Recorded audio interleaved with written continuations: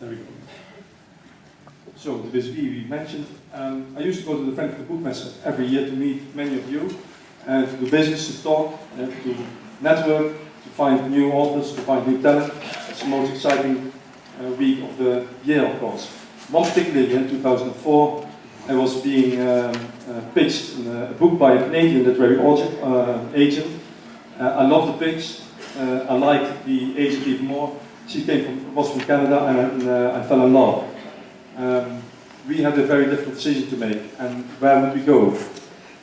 We lived in Amsterdam for many years, and then as a publisher I started to realize that we felt there was a crisis pending. All the time we were wondering what's happening. We're selling less books, we're selling less titles. The bestsellers we have are huge. It's reading culture changing. What's happening to us? And I noticed we had a very hard time, not so much to think about it. We spent more time on ebooks than anything else, but we had a very hard time deciding what would be the next plan. Publishers don't have the resources to invest the kind of money you need for ebooks to work on a global scale, and yet we, the publishers, feel they own kind of the literary field. To me, however, it didn't seem just like a crisis. It actually started to feel more and more like a great opportunity to increase reading and to create new opportunities for our readers. So when we decided to move to Canada, I decided to join Kobo as one of the most innovative e-reading platforms in the world. I worked there as a director of publishing and industry relationships and built partnerships in Europe and South America. And this is what I'm going to talk to you about. I'm going to talk very quickly about Kobo's story so far, to show you who we are, what we do. And the reason for that is that I want to show some trends and experiences, and then mainly the two last points. What are these new roles all of us are trying to figure out?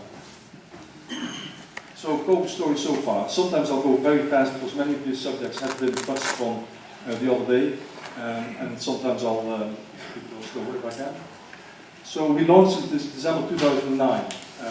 Our mission was Kobo is the freedom to read anytime, anywhere, on any device you want, and share your reading life with friends everywhere. It was from the beginning a David versus Goliath.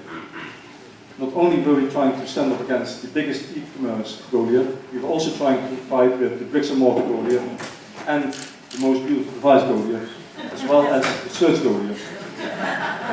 This was a big fight. We were only a very small Canadian company. And yet, what happened?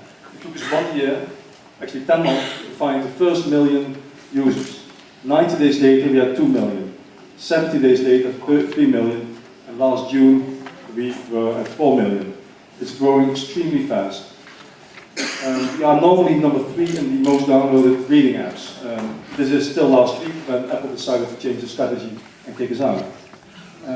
We introduced Android apps, we introduced ebook gifting, e-gift cards, and we introduced and developed social reading experiences in a very concrete and real way. I'll come back to that later on. We were one of the first to go to the cloud, and we actually did, we offered the first true cloud synchronization and e-reading experience. We sell into 200 countries and have 2.3 million titles to offer to our clients. On a given day, we sell in about 120 countries every single day. We use various platforms and you can work cross-platform. We launched a rather cheap e-reader to change the market. We introduced last month a new touch reader, again friendly priced. And that's basically what Kobo is and what we've been doing. So, trends and experiences. First trend, mentioned many times before today and yesterday, digital grows way faster than we would have expected. When we went in, we were hoping 5-10% in 5 years. Well, actually 8% in the United States last year, 5% in Canada, 4% in Australia, and it's growing in the smaller markets as well. The global ebook market is growing much faster than anyone could have expected. We actually went in right away to build a global platform, and this is paying off. We are selling English ebooks everywhere. Every single country you can imagine we sell ebooks in. This is a proportional representation of 1 month of sales. There's a lot to say about this, but it gives you just a general, a rather interesting picture. Of course, Brazil shouldn't be in Latin America, I've learned. It should be South America, yes. But in this part of the world, we sell a lot of e-books into Brazil, and Mexico, and the other countries. Of course, Singapore, in Europe, Germany, and 4 other countries. Those are the 5 countries we are going to launch in this year. And I think it's interesting for all of us to think about how all of a sudden a global e-book market is emerging. What do we read? Again, you saw this yesterday, fiction, fiction, fiction, and a lot of romance. A lot of romance. In Brazil, this is the Kobo sales into Brazil. Fiction as well, I don't think you can read that, but fiction is on the top. Romance in Brazil is still rather low. I think this has to do with the fact that the average romance reader would rather read in her local language. So we probably start seeing a difference when we have Portuguese romance on the side. The trend in Brazil, the development of sales compared to India and Argentina and Mexico. India is the purple dotted line, and the blue line is Brazil. So they're all developing fairly the same, with both South American countries and compared to another emerging market. Argentina is going slightly slower for some reason.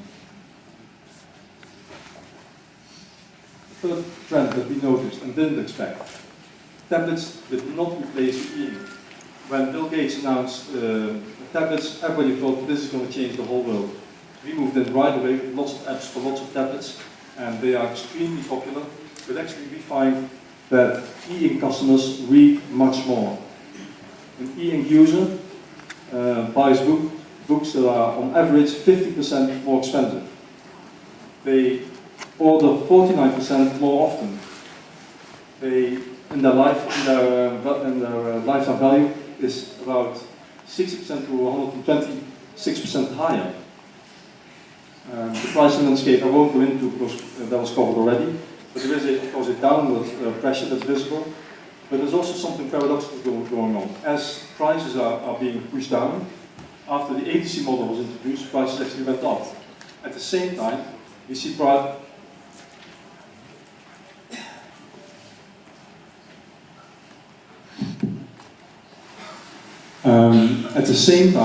that there is an explosion of low-priced ebooks, 99 cents, $1.99, $2.99. For 2 main reasons. One is that publishers are trying out pricing, they're experimenting with low pricing and see the effect on their sales. The other reason is self-publishing authors. A huge discovery. Publishers never want to look at self-publishing authors. I would recommend to build a self-publishing platform right away. It's incredible what's happening, and actually we sell a lot. Some examples treated already: Congresso, Amanda Hocking, selling for low prices, selling a lot of books. At Kobo, actually 7% of the total unit sales are self-published books. That's 7% that's just lying around. You can just put it on your catalog and start selling it. We are starting to sell other languages.